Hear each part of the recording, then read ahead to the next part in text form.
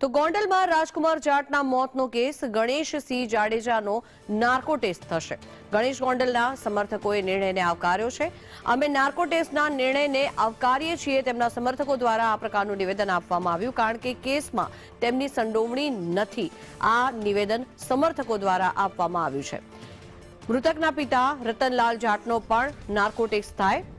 રાજકુમારના મૃત્યુ મામલે અનેક રહસ્યો દબાયેલા છે। બંને પક્ષે નાર્કો ટેસ્ટ થાય તો જ સાચી હકીકત સામે આવશે। આ સમગ્ર મામલો સામે આવ્યો છે ત્યારે મહત્વનું છે કે કેસમાં તેમની સંડોવણી નથી તે પ્રકારનું નિવેદન તેમના સમર્થકો દ્વારા આપવામાં આવી રહ્યું છે, પરંતુ તેમના પિતાનો પણ નાર્કો ટેસ્ટ કરવામાં આવે તેની માંગ કરવામાં આવી રહી છે।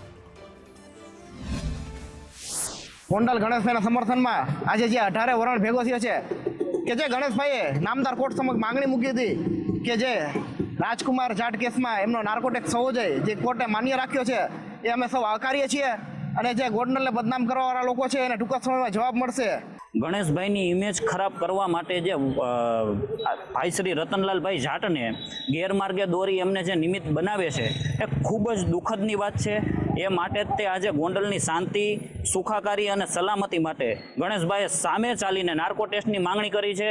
એમના એ આવકારને અમે ગોંડલની 18 વરણની જનતા આવકારી છીએ અને એમાં સ્વર્ગીય રાજકુમાર જાટના પિતાશ્રી રતનલાલ જાટનું પણ નાર્કો ટેસ્ટ થાય એવી અમારી ગોંડલની જનતાની અને ગોંડલના દરેક નાગરિકની નમ્ર વિનંતી છે।